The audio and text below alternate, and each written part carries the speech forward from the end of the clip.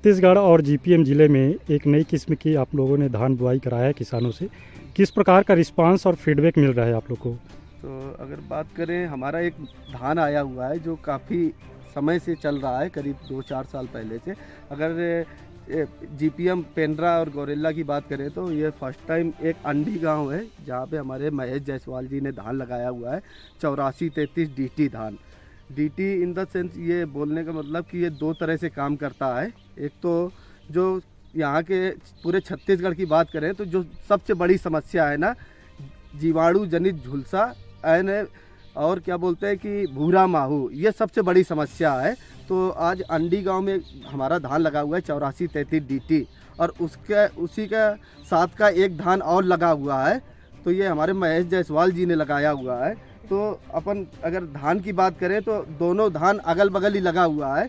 और जो 8433 डीटी धान है ना तो उसमें किसी प्रकार का जीवाणु जनित झुलसा है और ना ही किसी प्रकार का इसमें है ना बीपीएच का अटैक आया या भूरा माहू का अटैक आया हुआ है। ये धान का जो है ये हाइब्रिड 8433 है, और इस साल सर ये पहली बार इसको मैं लगाया अपने प्लाट में। इसका उत्पादन सर और धान की अपेक्षा में मतलब ये अब बहुत ज़्यादा है, और इसमें ना सर कीट का प्रकोप नहीं है, भूरा माहू नहीं है, और दूसरी बात फसल में पूरे दाने में बराबर मतलब धान है, और इसमें बदरक शिकायत कम है। और ये क्वालिटी सर अपने समय के हिसाब से जितना बताए थे उस समय में पक के तैयार हो गया है। 130 दिन में ये जो है धान तैयार हो गया है। बहुत मददगार करेगा ये सर, किसानों को उपज जस्ट डबल करेगा ये सर। अगले साल माहू मतलब हाइब्रिड ही लगाया था 3377, उसमें सर मतलब ये रहा कि जैसे ये आप बगल प्लाट देख सकते हैं, इसमें माहू है, ऐसा सेम ये हमारे प्लाट में रहता रहा माहू, पर इस बार माहू की एक भी समस्या नहीं है। और दूसरी बात सर इसमें जो है कि धान में जैसे खाद की मात्रा ज़्यादा होगी तो बदरा आ जाता है अगले बार, वो इस बार बदरा आने की समस्या ही नहीं रहेगी। धान जितने मतलब 500-400 दाने हैं सर, वो 400 में समझ लीजिए 10 दाने में अगर धान नहीं हुआ, बाकी 390 में धान है। हाँ, और इसकी बाली की सर ये लंबाई देख सकते हैं, ये 14 सेंटीमीटर के आसपास सर ये बाली की इसकी लंबाई है, और इसमें 400 से 450 के आसपास धान में किसी पर कोई दवाई नहीं डाल पाया सर। मैं इसमें दवाई तो किसी प्रकार का सर यूरिया भी यूज नहीं कर पाए हैं। अंतर तो सीधा है कि फसल आपका उत्पादन है जो सर पुराने किस्म में अगर 10 कुंटल होता तो इसमें 20 से 25 कुंटल आएगा। जी सर। निश्चित तौर पर मैं पिछले 17 सालों से यहाँ इस ज़िले में कृषि का कार्य हूँ, और पिछले 12 सालों से बायर कंपनी का जिसका आज हम फील्ड देखने यहाँ पर आए हुए हैं उसका डिस्ट्रीब्यूशन का वर्क कर रहा हूँ। हम देख रहे हैं कि यहाँ पर बगल में ही फील्ड है, सामान्य किस्म की कुछ प्रजातियाँ लगी हुई जिसमें भूरा माहू का काफ़ी अटैक है। किसान इससे काफ़ी पीड़ित है, और यह धान चूँकि टॉलरेंस है बीपीएस से और बीपीएस से, दोनों से, मतलब भूरा माहू प्लस जीवाणु जनित जो झुलसा रोग लगता है जो बहुत ज़्यादा पीड़ादायक होता है किसान के लिए। जब पक कर तैयार होती है खेत में फसल, उसी टाइम पे ये लगा होता है, और उस समय किसानों के हाथ से जब फसल जा रही होती है तो ये बहुत दुखदायी होता है। लेकिन ये मैं बायर का भी बहुत बहुत धन्यवाद करूँगा कि ऐसी किस्म को उन्होंने ईजाद किया, और ये काफ़ी टॉलरेंस है, इसमें काफ़ी कम अटैक देखने को मिलता है, या अटैक आता भी है तो कुछ काफ़ी नुकसान नहीं कर पाता। तो निश्चित तौर पर ये एक वरदान है, अगर बोला जाए तो मतलब विज्ञान का वरदान है, इसको हम विज्ञान का वरदान बोलेंगे।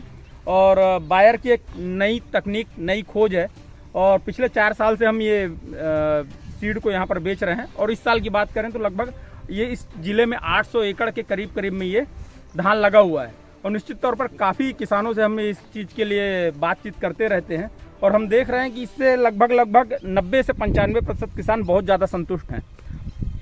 बगल में हम सामान्य किस्म को देख रहे हैं, सामान्य किस्म वहीं बगल पे लगा हुआ है जो भूरा माहू से पूरी तरह क्षतिग्रस्त हो गया है, और 10 कदम की दूरी पे ही बगल की डोली पे 8433 डीटी बायर का धान लगा हुआ है, और देख रहे हैं हम कि वहाँ छू भी नहीं पाया है भूरा माहू, ठीक है। और वहीं पर दूसरी फसल हम देख रहे हैं तो पूरी तरह क्षतिग्रस्त हो गई है। ऐसी क्षति से निश्चित तौर पर किसान खेती को छोड़कर दूसरी अन्य व्यवसाय पर पलायन कर जाता है। तो ऐसी वैरायटियों का आना निश्चित तौर पर हम कृषि को बढ़ावा दे सकने में मददगार साबित होगी। सामान्य किस्म को बात करें अपन तो सर क्या होता है, ये बाकी वैरायटियाँ 30 से 35 किलो या 25 से 30 किलो उपयोग की जाती हैं, जिसकी आमतौर पर कीमत अपन 800 से 1000 रुपये के बीच मानते हैं। लेकिन यदि हाइब्रिड की बात करें तो ये लगभग 1800 या 2000 रुपये के बीच में करीब लागत आती है। ₹1000 प्रति एकड़ के बीज किसान का ज़्यादा इन्वेस्टमेंट होता है बीज खरीदी के समय, लेकिन उत्पादन पर आप देखेंगे तो निश्चित पे बहुत ज़्यादा डिफरेंस है। लगभग सामान्य तौर पे यदि बात करें तो लगभग 20 से 25% आराम से किसान उसमें ज़्यादा उत्पादन ले पाता है। ज़िले में बहुत एग्रेसिव है किसान, ऐसा कोई गांव नहीं है जहां पर हाइब्रिड की खेती नहीं हो रही है। हाइब्रिड में भी बहुत सारी चीज़ें हैं, लेकिन बायर का ये अच्छा है कि काफ़ी अब रोग रोधी किस्में जो बायर इजाद कर रही है उससे किसानों को और ज़्यादा सहायता मिल रही है।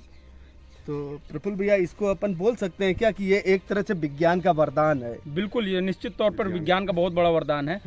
एक नई चीज़ है। पहले हाइब्रिड हम सिर्फ ये ज़्यादा उत्पादन को लेकर बात किया करते थे, आज हम उसी हाइब्रिड को एक रोग रोधी किस्मों की जानकारी के हिसाब से भी किसानों को दे पा रहे हैं। तो जैसा कि किसान भाइयों को मैं बताना चाहता हूँ कि ये एक तरह से विज्ञान का वरदान है जो 8433 DT के रूप में आपके क्षेत्र पर आया हुआ है, इवन पूरे छत्तीसगढ़ में। तो किसान भाई को कुछ नहीं करना है, सिर्फ अपना बीज चेंज करना है। अगर वो बीज चेंज करता है, अगर बीज को बदल के और 8433 DT धान लगाता है ना, तो इन सारी समस्याओं से आपको निजात पा सकते हैं। क्या है ना, इसमें किसान बहुत सारा इन्वेस्ट कर देता है, 4 से 5 स्प्रे करता है ना, फिर भी उसकी समस्या का हल नहीं होता है। अगर वहीं 8433 DT की बात करते हैं ना, तो आज यहाँ पे देख सकते हैं एकदम साफ सुथरा क्रॉप है। कोई भी किसी प्रकार का, जैसे जायसवाल जी ने बताया कि किसी भी प्रकार का हमने कोई स्प्रे नहीं किया है और ना बहुत ज़्यादा कोई फर्टिलाइज़र का डोज डाला हुआ है ना। तो मैं किसान भाइयों से कहूँगा, आने वाले समय में अगर आपको इन समस्याओं से निजात पाना है ना, तो आप 8433 DT का उपयोग करिए। पूरा भरा हुआ है, ऊपर से आखिर तक के दाने पूरे एकदम भरे हुए हैं।